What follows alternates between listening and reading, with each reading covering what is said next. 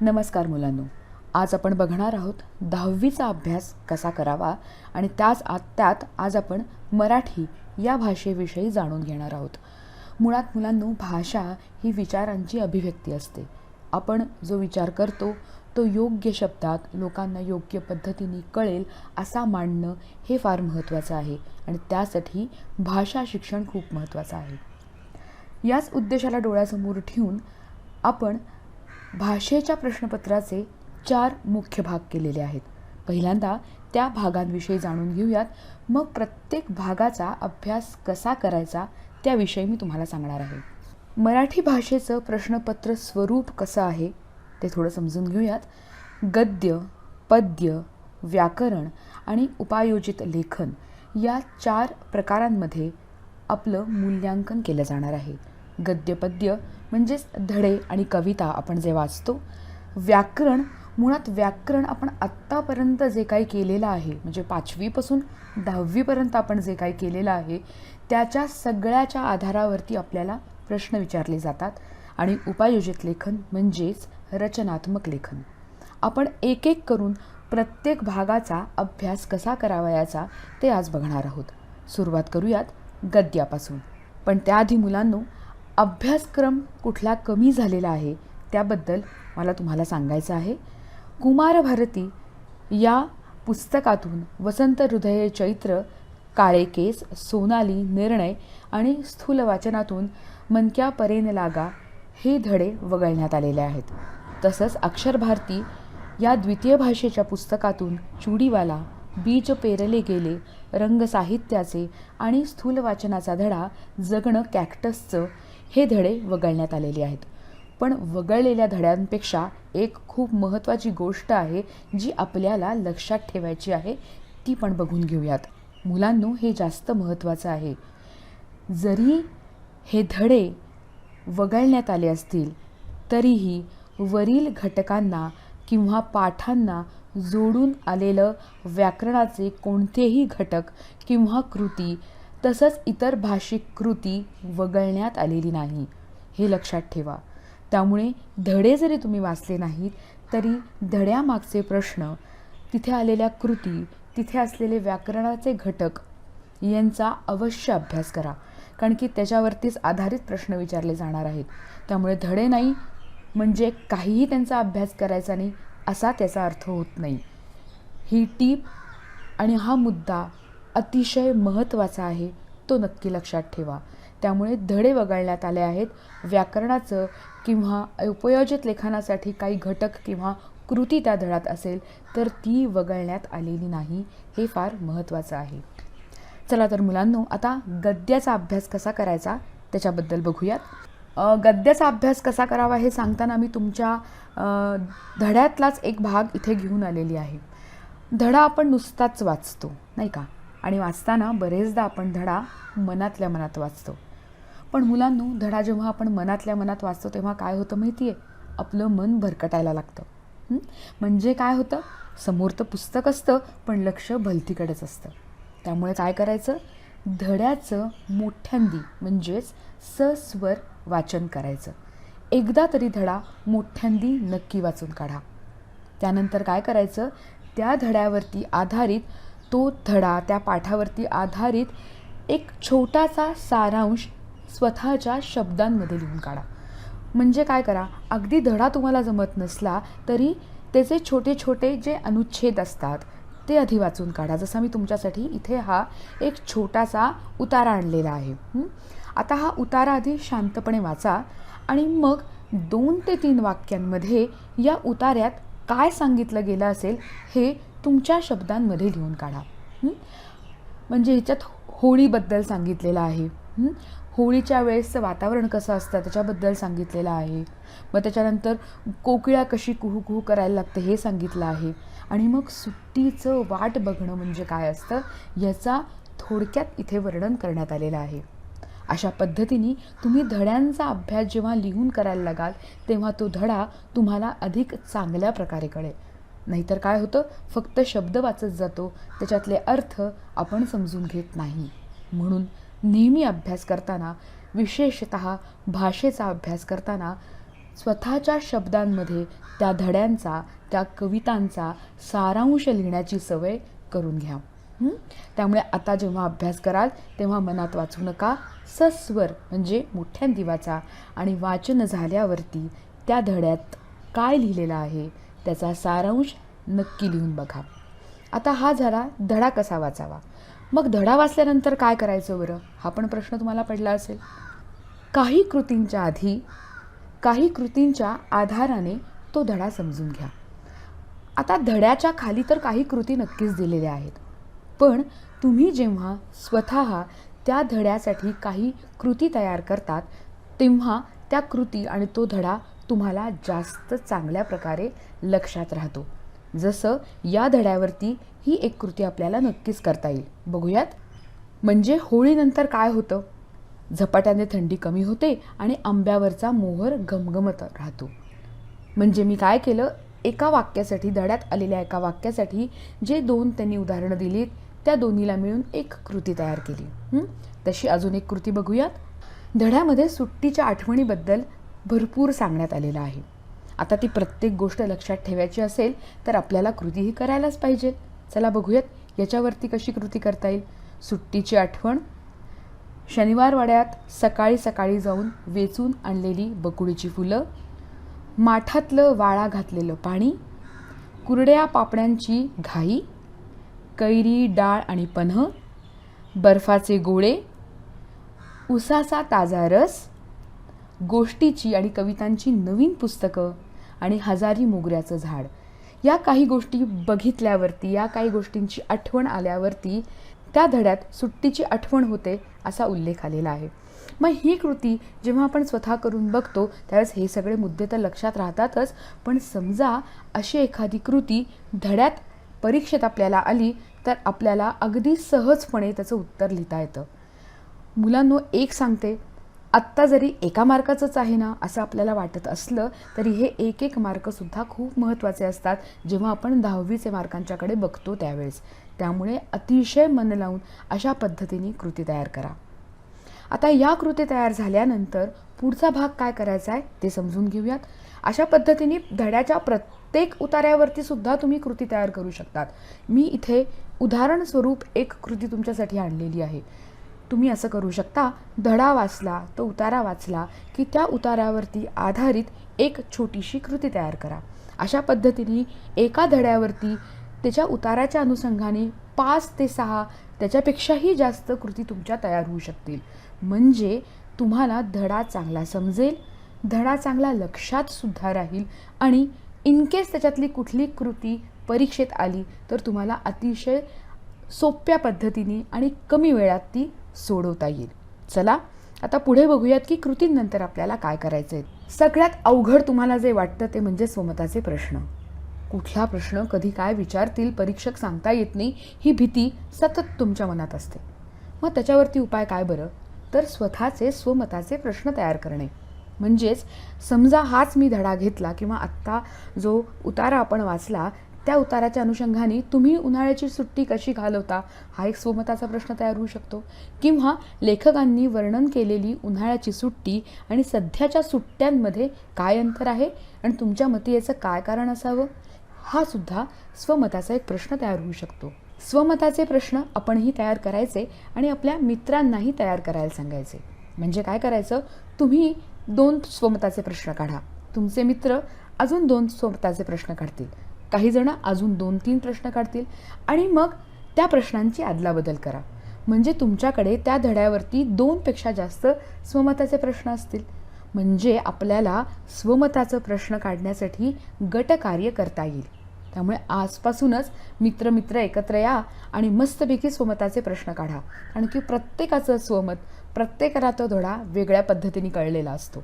म्हणून मित्रांच्या गटात बसून किंवा मैत्रिणींच्या गटात बसून असा केलेला अभ्यास अधिक चांगल्या प्रकारे लक्षात राहतो. मग करणार ना मित्रमैत्रिणींच्या साहाय्याने स्वमताचे प्रश्न तयार. त्याच्याने काय होईल, परीक्षेत आलेला स्वमताचा प्रश्न तुम्हाला कधीच अवघड वाटणार नाही. त्या स्वमताचं उत्तर कसं लिहायचं ते फक्त मी तुम्हाला आता सांगणार आहे. स्वमताचा प्रश्न जेव्हा आपल्यासमोर त्या धड्याच्या अनुषंगाने, त्या उताराच्या अनुषंगाने येतो त्यावेळेस सगळ्यात पहिल्यांदा आपण काय करणं अपेक्षित आहे, तर तो धडा कुठला आहे याच्याबद्दलची एक ओळ त्या स्वमतात लिहिणं गरजेचं आहे. त्या धड्याचं नाव, त्या धड्यात काय सांगितलं गेलं आहे त्याबद्दलची एक ओळ फक्त, कारण की मुळातच स्वमताचा प्रश्न हा 2 मार्कांसाठी असतो.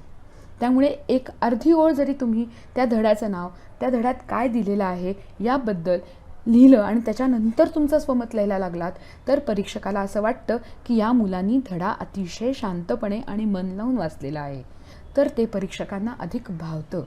त्यामुळेच उगाचच आपलं मत व्यक्त करायच्या आधी तो कुठला धडा असेल, तो उतारा कुठला असेल याबद्दलचं एक वाक्य किंवा एक ओळ अवश्य लिहा.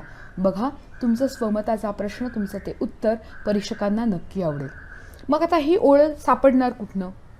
तर 2 ठिकाणी. एक तर तुम्ही प्रत्येक धड्याचा सारांश स्वतःच्या शब्दात लिहिताय, ओके नाही. आणि दुसरं म्हणजे जेव्हाही आपण धडा वाचतो तेव्हा धडा वाचण्याच्या आधी चौकटीमध्ये आपल्याला त्या धड्याबद्दल एक छोटीशी ओळ दिलेली असते, ज्यात त्या धड्याच्या विषयाबद्दल सांगितलेलं असतं. ती ओळ पण वाचा. त्या ओळीतले काही शब्द, तुमचे काही शब्द असे मिळून एक छान स्वमताचं वाक्य तयार करा आणि ते वाक्य स्वमताचं उत्तर लिहिताना नेहमी आठवणीने लिहा. जास्त प्रभाव पडेल. ऐका, एकदा लिहून बघा. अशा पद्धतीने वाटलंच तर हेच जो प्रश्न मी तुम्हाला आत्ता स्वमताचा म्हणून दिला आहे त्याच्यातल्या एखाद्या प्रश्नाचं उत्तर या पद्धतीने लिहून बघा. तुम्हाला समाधान लाभेल की अरे वा, काय छान उत्तर आपण लिहू शकतोय. स्वमताचे प्रश्न लिहिताना गटकार्य करा आणि मित्रमैत्रिणींची मदत नक्की घ्या. 2 पेक्षा जास्त स्वमताचे प्रश्न तुम्हाला मिळू शकतील. चला आता बघूयात की आपल्याला पुढे काय करायचं आहे. त्याच धड्यातनं आपल्याला भाषेचा सुद्धा अभ्यास करायचा आहे. म्हणजेच धडा वाचत असताना एकीकडे वही ठेवा आणि त्याच्यात आलेले समानार्थी शब्द, विरुद्धार्थी शब्द, त्या धड्यात आलेले वाक्प्रचार, त्या धड्यात आलेल्या म्हणी लिहून काढा. म्हणजे प्रत्येक वेळेला तेच काम करायला नको, हो की नाही. इंग्लिशमध्ये एक म्हण आहे ना, don't work hard, work smart. आत्ताच्या युगातलं हे खूप मोठा मंत्र आहे बरं का, की तुम्ही स्मार्टली कसा अभ्यास करता ह्याला जास्त महत्त्व आहे. प्रत्येक वेळा मी धडा वाचणार, परीक्षेच्या आधी मी धडा वाचणार, मग परीक्षेच्या आधी धडा वाचला तरी समानार्थी विरुद्धार्थी शब्दांच्याकडे लक्ष देणार नाही आणि म्हणजे परीक्षेत येते त्यावेळेस तो अर्धा मार्क, तो 1 मार्क खूप मोठा असतो मुलांना.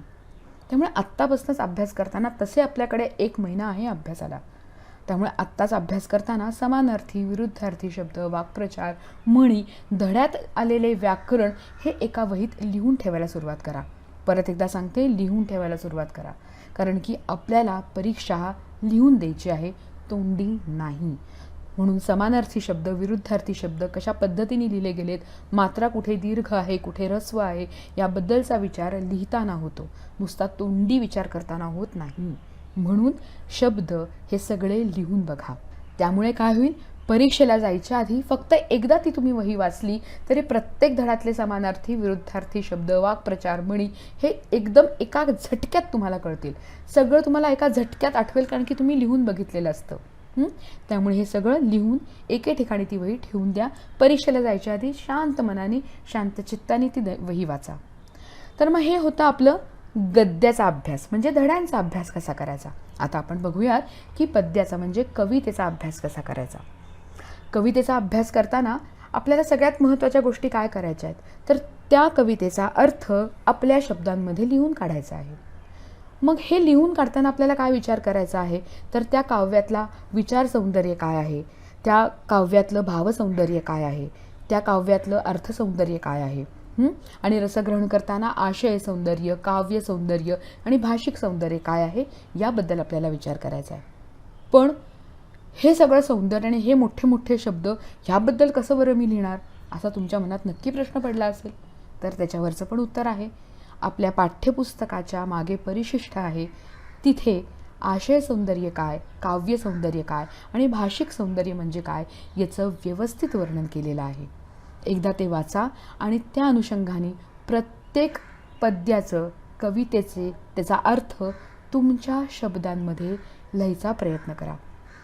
मुलांनो, काय होतं जेव्हा वर्गात आपल्याला शिक्षक एखाद्या कवितेचा अर्थ समजून सांगत असतात त्यावेळेस आपल्याला तो खूप छान कळतो. आपल्याला सगळं अरे वा, काय सुंदर कविता आहे, काय सुंदर अर्थ आहे, असं सगळं आपण भारावून जातो. पण जेव्हा तो अर्थ आपल्या शब्दांमध्ये लिहायची वेळ येते त्यावेळेस आपल्याला लिहिता येत नाही. आपल्याला समजलेलं असतं पण आपल्याला लिहिता येत नसतं. पण आता विचार करा, आत्ता तुम्हाला ही परिस्थिती असेल तर पटकन तुमच्या शिक्षकांना जाऊन विचारता येईल की मला ह्याचा अर्थ कळलाय पण मला लिहिता येत नाही. पण हीच परिस्थिती समजा परीक्षेत झाली त्या 3 तासांमध्ये, तर काय करणार आहात? म्हणून आत्ताच प्रत्येक पद्याचा, प्रत्येक कवितेच्या, प्रत्येक ओळीचा अर्थ लिहून बघा. लिहिताना आपल्याला खरं कळतं की आपल्याला व्यक्त होता येतंय की नाही. अर्थ कळलेला असतो. मी परत एकदा सांगते, आपल्याला कवितांचा अर्थ, पद्यांचा अर्थ कळलेला असतो, पण आपल्याला तो नीट लिहिता येत नाही. यासाठी लिहून बघणं अतिशय गरजेचं आहे. जसं उदाहरणार्थ मी तुम्हाला इथे एक अर्थ लिहून दिलेला आहे की नक्की संत रामदासांनी कुठल्या गुणांबद्दल सांगितलेलं आहे, कसं सांगितलेलं आहे, काय पद्धतीने त्यांनी सांगितलेलं आहे, हे सगळ्या गोष्टी त्या अर्थामध्ये येणं अपेक्षित आहे. आणि काव्याचा विचार करताना जसं इथे लिहिलेलं आहे ते सगळं बघा. आशय सौंदर्य काय, काव्य सौंदर्य काय आहे, भाषिक सौंदर्य काय आहे, ह्याच्यात आशय काय सांगितला आहे, तर उत्तम गुणांबद्दल सांगितलेलं आहे. काव्य सौंदर्य काय आहे ह्याच्यामधलं, तर ह्याच्यामध्ये आलेलं वृत्त हे त्याचं काव्य सौंदर्य आहे. आणि भाषिक सौंदर्य काय आहे, तर त्यांनी ह्याच्यामध्ये काय केलेलं आहे, एकतर प्राचीन भाषा आहे आणि उदाहरण देऊन त्यांनी उत्तम गुण काय असतात हे अतिशय चांगल्या प्रकारे सांगितलं आहे. या एक एक ओळी जरी तुम्ही लक्षात ठेवल्या, लिहून बघितल्या, तरीही तुम्हाला परीक्षेत त्या आठवतील आणि लिहिणं सोपं जाईल. त्यामुळे कविता लिहिताना कवितेचा अर्थ लिहून बघा. नुसती कविता वाचू नका. सगळ्याच कवितांचे अर्थ खूप छान आहेत आपल्या पुस्तकातल्या, पण आपल्याला कळलेला अर्थ सांगणं ही पण एक खूप मोठं मुलांना कौशल्य असतं आणि ते आत्ताच आत्मसात करा, परीक्षेच्या वेळेस नाही.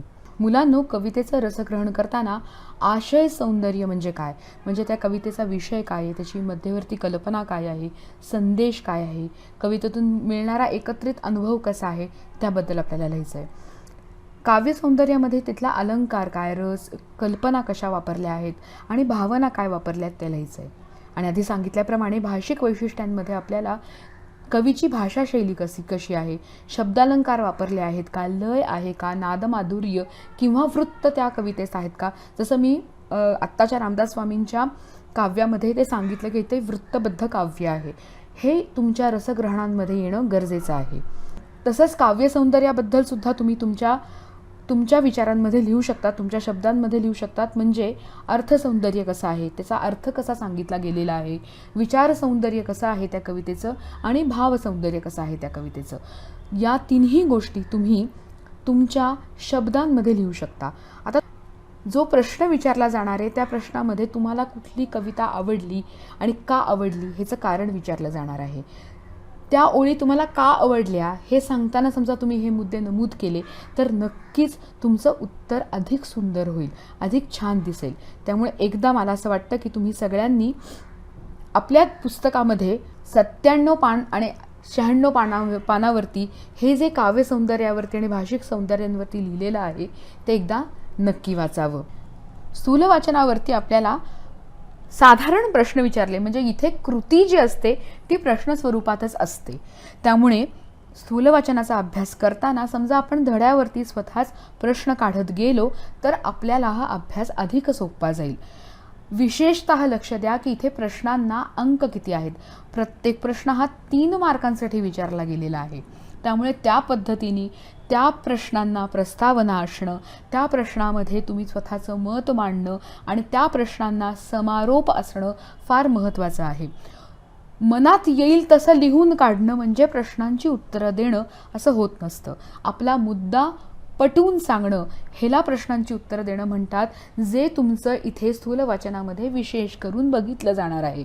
त्यामुळे स्थूल वाचनाचा अभ्यास करताना या पद्धतीने अभ्यास करा की तुमच्या प्रत्येक उत्तराला एक प्रस्तावना असेल, त्यानंतर त्या प्रश्नाचं उत्तर असेल आणि त्यानंतर तुम्ही त्या प्रश्नाचा, त्या उत्तराचा समारोप करणार आहात. कारण की आपल्याला इथे 3 मार्क दिले जाणार आहेत. प्रत्येक प्रश्न हा 3 मार्कांसाठी विचारला जाणार आहे. त्यामुळे एकदा कुठल्या पद्धतीचे प्रश्न येऊ शकतात त्याचा अंदाज नक्की घ्या.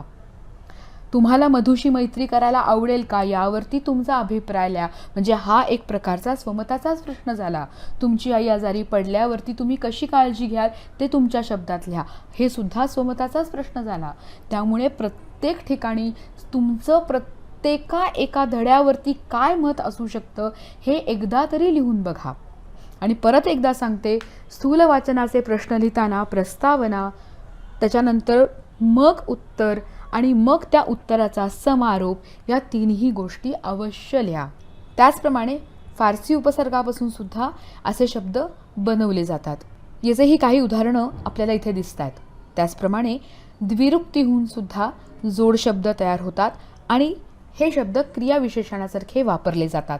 म्हणजे गावोगाव, जागोजाग, गल्लोगल्ली, पदोपदी, घरोघरी हे सर्व शब्द अव्ययीभाव समास म्हणून ओळखले जातात.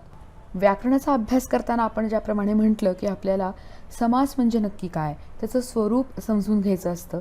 त्याचे काही उदाहरणं इथे आपण बघत आहोत. जसं आजन्म, याच्यात आ, प्रतिदिन इथे प्रति, आमरण परत इथे आ, यथाशक्ती, प्रतिक्षण, बिनतक्रार. इथे हे जे हायलाईट केलेले किंवा आपण ज्याला म्हणू शकतो ना बोल्ड केलेले हे जे तुम्हाला शब्द दिसतात हे अव्यय असतात. असे शब्द आले की त्याचा विग्रह याप्रमाणे करायचा आणि तो अव्ययी भाव समास आहे हे समजून घ्यायचं. तत्पुरुष समास, या समासामध्ये दुसरं पद महत्त्वाचं असतं आणि अर्थाच्या दृष्टीने गाळलेली विभक्ती विग्रह करताना घालावी लागते. तसंच या समासाला विभक्तीच्या नावाने ओळखलं जातं. म्हणजे दुःख प्राप्त, दुःखाला प्राप्त, इथे द्वितीय विभक्ती आली आहे.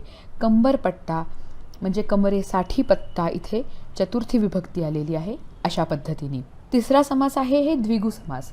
इथे दुसरं पद महत्त्वाचं. पदांमध्ये विशेषण विशेष्य यांचा संबंध असतो. पहिलं पद संख्या विशेषण असतं आणि हा समास नेहमी एकवचनात असतो. म्हणजे आपण काय करतो आहोत, प्रत्येक समासाचं स्वरूप काय आहे आणि ते काय पद्धतीने वाक्यात येतं याबद्दल आपण विचार करत आहोत. त्यामुळे एकदा काय समासाचं स्वरूप लक्षात आलं की तो ओळखणं अवघड जाणार नाही. म्हणजेच पंचवटी 5 वडांचा समूह, पंच, चातुर्मास 4 मासांचा समूह, हे सगळे काय आहेत, हे आहेत संख्यावाचक विशेषण आणि ते आल्यावरती द्विगु समास तयार होतो. तसंच पुढे आहे द्वंद्व समास. हा उभयपद प्रधान असा समास आहे. आणि, व अथवा किंवा या अव्ययांनी हे पद जोडले जातात. म्हणजे राम लक्ष्मण ह्याचा विग्रह कसा होणार, राम आणि लक्ष्मण. पाप पुण्य, पाप किंवा पुण्य. याच आधारावरती द्वंद्व समासाचे काही प्रकार सुद्धा सांगितले गेलेत. ते आहेत इतरत्र द्वंद्व, वैकल्पिक द्वंद्व किंवा समाहार द्वंद्व. आणि हा सगळ्यांचा विग्रह करताना आपल्याला लक्षात येतं की हा कुठल्या पद्धतीचा समास आहे. म्हणजे आई बाप, हरिहर, स्त्री पुरुष हे इतरेतर द्वंद्व आहे, कारण की तिथे आपण आणि व या अव्ययांचा उपयोग करतो. किंवा वा हे विकल्प दाखवणाऱ्या अव्ययांचा जेव्हा आपण उपयोग करतो तेव्हा ते वैकल्पिक असतात. म्हणजे खरे खोटे, खरे किंवा खोटे, 3 4, 3 किंवा 4. आणि जेव्हा आपण विग्रह करताना त्यातील पदांच्या अर्थाशिवाय त्याच्या जातीचा इतर पदार्थांचाही समावेश करतो त्यावेळेस तो समाहार द्वंद्व असतो. म्हणजे मीठ भाकरी आणि इतर पदार्थ, चहा पाणी व इतर फराळाचे पदार्थ, म्हणजे आपण त्या पद्धतीच्या अनेक पदार्थांचा त्याच्यात समावेश असतो. त्यावेळेस आपण त्यांना समाहार द्वंद्व असं म्हणतो. भाषा अभ्यास करताना ज्याप्रमाणे मी सांगितलं त्यांनी आपल्याला सगळे समास दिलेले आहेत. त्यामुळे तुम्ही हे सोडवू शकता. विग्रह करून त्या समासाचं नाव लिहिणं हे आणि हे तुम्ही धड्यामध्ये आलेल्या शब्दांचं सुद्धा अशा पद्धतीचं एक टेबल तयार करू शकता, जिथे सामासिक शब्द, त्याचा विग्रह काय असेल आणि त्या समासाचं नाव काय असेल, अशा पद्धतीचं एक टेबल धडा वाचतानाही तुम्ही तयार करू शकता, जिथे सामासिक शब्द, विग्रह आणि समासाचं नाव काय आहे हे तुम्हाला लिहिता येईल. आणि मग वाटलं तर मग त्याचा द्विगु समासामध्ये त्याच्यातले द्विगु समास कुठले कुठले आहेत, त्याच्यातले द्वंद्व कुठले आहेत हे तुम्ही लिहून काढू शकता. असं टेबल तयार करायचा प्रयत्न करा. मुलांनो, आत्तापर्यंत आपण गद्य पद्य म्हणजे धड्यांविषयी आणि कवितांविषयी बोललो. आता आपण व्याकरणाविषयी बोलणार आहोत. तत्पूर्वी काही महत्त्वाच्या गोष्टी तुम्हाला सांगायच्या आहेत. ज्या पद्धतीने गणित वाचून कळत नाही तसंच व्याकरण देखील वाचून नाही कळणार. व्याकरण सोडवावं लागेल. खूप उदाहरणं सोडवा म्हणजे संकल्पना समजेल. ज्या काही मुद्दे मी आत्ता मांडणार आहेत ते कुठेतरी तुम्ही लिहून ठेवलेत आणि तुम्ही जिथे अभ्यासाला बसता तिथे ते सतत तुमच्या डोळ्यासमोर राहिलेत तर तुमच्या लक्षात संकल्पना चांगल्या प्रकारे येतील. त्यामुळे व्याकरण जास्तीत जास्त सोडवा, फक्त वाचू नका, हे नक्की लक्षात ठेवा. व्याकरणामध्ये जे आपल्याला येतं त्याच्यामध्ये शब्दसिद्धी हा अतिशय महत्त्वाचा विषय असतो आणि त्याच्याबद्दल आपल्या पुस्तकातच दिलं गेलेलं आहे, त्याचा नीट अभ्यास करा. शब्दसिद्धी याबद्दल आपल्या पुस्तकात भाषा अभ्यास या परिशिष्टामध्ये सांगितलं गेलेलं आहे. सिद्ध शब्द, साधित शब्द म्हणजे काय याच्याबद्दल व्यवस्थित वर्णन इथे केलं गेलेलं आहे. आणि त्याचा अभ्यास तुम्ही केला तर तुम्हाला हा प्रकार किंवा हे व्याकरणाचा प्रकार अजिबात अवघड जाणार नाही. म्हणजे उपसर्ग घटित शब्द कुठले आहेत, प्रत्यय घटित शब्द कुठले आहेत, अभ्यस्त शब्द कुठले आहेत, अशा पद्धतीने तुम्ही हा अभ्यास केला तर तुम्हाला अजिबात हा व्याकरणिक घटक अवघड जाणार नाही आहे. म्हणजे मूळ धातूच्या किंवा शब्दाच्या मागे एक किंवा अनेक अक्षरं लावून साधित शब्द बनतात, अशांना उपसर्ग असे म्हणतात. उपसर्ग स्वतंत्रपणे येत नाहीत, हे लक्षात ठेवणं गरजेचं आहे. मग इथे दिलेले जे उपसर्ग घटित शब्द आहेत ते एकदा वाचून बघा. त्या पद्धतीचे शब्द आपल्याला धड्यात कुठे दिसत आहेत का ते शोधून बघा. मी जे तुम्हाला सुरुवातीला सांगितलं होतं की धड्याचा अभ्यास करताना शब्द लिहून घ्या, त्याच्यामध्ये तुम्ही उपसर्ग घटित शब्द, प्रत्यय घटित शब्द हे सुद्धा लिहून घेऊ शकता. म्हणजे तिथेच तुमचा व्याकरणाचाही अभ्यास होऊ शकतो. अशाच पद्धतीने उपसर्ग घटित शब्द, प्रत्यय घटित शब्द इथे सगळ्यांचे अतिशय उत्कृष्टपणे दिले गेलेली उदाहरणं आहेत. ही उदाहरणं एकदा नक्की वाचा. आणि अभ्यस्त शब्द म्हणजे काय असतात याच्याकडे विशेषतः लक्ष द्या. म्हणजे जिथे द्वित्व किंवा पुनरुक्ती असते तिथे अभ्यस्त शब्द असतात. लाल, लाल लाल, हळूहळू, तुकडे तुकडे हे सगळे अभ्यस्त शब्द मानले गेलेले आहेत. म्हणून शब्दसिद्धींचा अभ्यास करताना पुस्तकाचा आधार नक्की घ्या. आता बघूयात की आपल्याला शब्दसिद्धीमध्ये कुठल्या पद्धतीचे प्रश्न विचारले गेलेले आहेत. ह्याच्यातनं आपल्याला उपसर्ग घटित, प्रत्यय घटित आणि अभ्यस्त शब्द हे वेगळे करायचे आहेत. म्हणून अशा पद्धतीचे शब्द आता अवघड, अवकडा, भर जरी, भर धाव, भर दिवसा, ह्याच्यातले गुलामगिरी, ह्याच्यातले प्रत्यय लागलेले शब्द कुठले, झोपाळू, प्रत्यय लागलेले शब्द, ह्याच्यातले अभ्यस्त शब्द कुठले आहेत हे आपल्याला उपसंपादक, उप लागलेला उपसर्ग घटित आहे. आनंदित, इथं प्रत्यय लागून तो प्रत्यय घटित शब्द झालेला आहे. मग त्याच्यासमोरच आपण लिहून काढलं तर आपण खूप आपलं त्याची प्रॅक्टिस होईल आणि आपल्याला अगदी धड तो शब्द बघितल्या लक्षात येईल हा कुठल्या पद्धतीचा शब्द आहे ते. वाक्प्रचारांबद्दल मी तुम्हाला सांगितलं होतं की धडा वाचतानाच वाक्प्रचार जो आहे तो लिहून काढा. तुमच्या आधीच्या पुस्तकांमधनं सुद्धा तुम्हाला वाक्प्रचार लिहून काढता येतील. तुमच्याकडे 9वीचं पुस्तक असेल तर त्याच्यातनं वाक्प्रचार तुम्हाला लिहून काढता येईल किंवा ह्याच्यात दिलेले वाक्प्रचारचा तुम्हाला नक्कीच चांगला उपयोग होईल. आपण भाषिक घटकांवरती आधारित कृतींचा अभ्यास कसा करायचा याबद्दलही आधी बोललेलो होतो. धडा वाचत असताना आलेले समानार्थी शब्द, विरुद्धार्थी शब्द हे सगळे आत्तापासूनच लिहून काढायला सुरुवात करा. इथे तेच एक्झॅक्टली सांगितलं गेलेलं आहे. आपण सुरुवातीला जिथे आपण म्हटलं की काही पोर्शन कमी केला गेला आहे त्याच्यामध्ये एक वाक्य असं होतं की तिथले आलेले व्याकरणिक घटक हे मुलांना अभ्यासावे लागतील. त्यामुळे धड्याच्याच मागे तुम्हाला शब्दसमूहासाठी एक शब्द, विरुद्धार्थी शब्द असे दिले गेलेले असतील. ते एकदा बघून एका वहीत नीट लिहून घ्या. मी लिहून घ्यायच्यावरती जास्त भर देते कारण की एका कानामात्राची चूक सुद्धा तुम्हाला खूप महागात पडू शकते. त्यामुळे ज्या पद्धतीने पुस्तकात लिहिलेलं आहे त्या पद्धतीने एकदा तरी तुमच्या हाताखालून जाणं गरजेचं आहे. लेखन नियमानुसार आपल्याला लेखन करायचं, याच्याबद्दलचे अचूक शब्द ओळखणं हे सुद्धा आपल्या पुस्तकात दिलं गेलेलं आहे. ते सगळे शब्द एकदा लिहून बघा. दुसरी गोष्ट, हे शब्दांचा एकदा उच्चार करून बघा. आपण निर्जीव म्हणतो, आपण निर्जीव म्हणतो, आपण नक्की उच्चार कसा करतो? रफार देताना आपण रचा उच्चार आधी करतो का रचा उच्चार नंतर करतो? अंतर्मुख म्हणतो का अर्थमुख म्हणतो का अंतर्मुख मूर्ख म्हणतो? उच्चारांवरती लेखन असतं. त्यामुळे उच्चार व्यवस्थित करायला शिका. आपोआपच लेखन आपलं सुधारू शकतं. आणि हे सगळे शब्द पुस्तकातलेच आहेत. त्यामुळे डोळे उघडे ठेवून पुस्तक वाचा. लिखाण सातत्याने करत राहा. लेखन नियमानुसार आपल्याला इथे सुद्धा चुकीचे शब्द ओळखायचे आहेत. त्याच्यासाठी सुद्धा आपल्याला काही नियम लक्षात ठेवायचे. त्या नियमांबद्दल मी आपल्या पुढच्या PPTमध्ये तुम्हाला सांगणार आहे. परत एकदा सांगते की आपण लेखन उच्चाराप्रमाणे करतो. त्यामुळे चुकीचे उच्चार असतील तर लेखनही चुकीचं होतं. सुरुवातीला तुम्हाला सांगितलं होतं की सस्वर वाचनाची सवय लावा. प्रत्येक शब्द, प्रत्येक वाक्य धड्यातलं मोठ्यांदी एकदा तरी वाचा. त्याच्या पाठीमागचं कारण हेच होतं. कारण की जेव्हा आपण मोठ्यांदी वाचतो तेव्हा आपण योग्य उच्चार करतो. योग्य उच्चार केला की आपल्याला ते लेखन काय हे लक्षात येतं आणि मग चुकीचा शब्द आपल्याला अगदी पटकन ओळखता येतो. यानंतर येणारे पारिभाषिक शब्दसुद्धा आपल्याला धड्यातच दिले गेलेले असतात. सो त्याचा एक व्यवस्थित अभ्यास करा. मुलांनो, आत्तापर्यंत जे आपण बघितलं ते आपण या प्रश्नपेढीमध्ये पुन्हा एकदा बघणार आहोत. या प्रश्नपेढीमध्ये प्रत्येक धड्यावरती काही कृती, स्वमताचे प्रश्न, व्याकरणाचे प्रश्न तुम्हाला दिलेले आहेत. उदाहरणार्थ तुम्ही हे बघू शकता, बोलतो मराठी ह्याच्यावरती असलेली ही कृती आहे किंवा हा आकृतीबंध आहे. ह्याच्यावरती स्वमताचे प्रश्नसुद्धा तुम्हाला दिले आहेत. तुम्ही शहाणे आहात या वाक्यातील शहाणे या शब्दाची अर्थछठा लिहा. त्याच्यानंतर दुसरी कृती पण तुम्हाला दिलेली आहे. अशा पद्धतीने हा जो पूर्ण प्रश्नपेढी आहे, क्वेश्चन बँक आहे, ही तुम्हाला प्रत्येक धड्यावरती आधारित कृती, स्वमताच्या कृती आणि व्याकरणाच्या कृती तुम्हाला देते. त्यामुळे तुमच्याकडे एक पूर्णपणे प्रश्नपेढी, क्वेश्चन बँक राहते. ह्याचा जरी तुम्ही अभ्यास केला तरीही तो पुरेसा होतो. आता आपण या प्रश्नपेढीमध्ये आपल्याला स्थूल वाचनाच्या काय प्रश्न दिलेत ते एकदा बघून घेऊया. तुम्ही बघू शकत असाल प्रत्येक धड्यावरती इथे कृती आहे. 2-2, 3-3, दुसरी कृती आणि 3 कृती. प्रत्येक धड्यावरती या प्रश्नपेढीमध्ये 4 कृती दिलेल्या आहेत. त्यामुळे ही प्रश्नपेढी सोडवली की आपलं खूपसं काम अभ्यासाचं होऊ शकतं.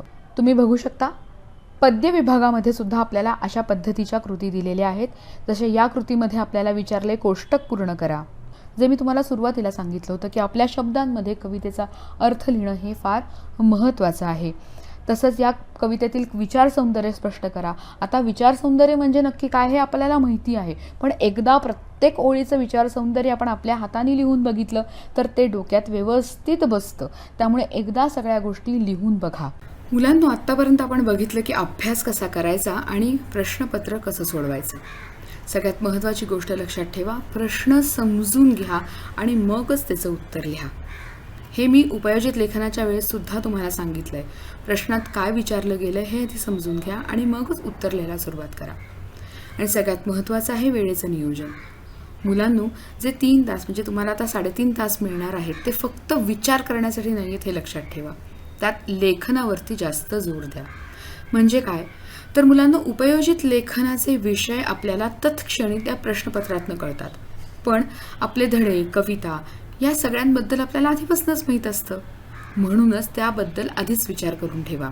त्याची उत्तरं आधीच तयार करून ठेवा. व्याकरण आधीच सोडवून ठेवा. त्याचा अभ्यास नीट करून ठेवा, जेणेकरून तुम्हाला उपयोजित लेखनासाठी जास्तीत जास्त वेळ परीक्षेत देता येईल.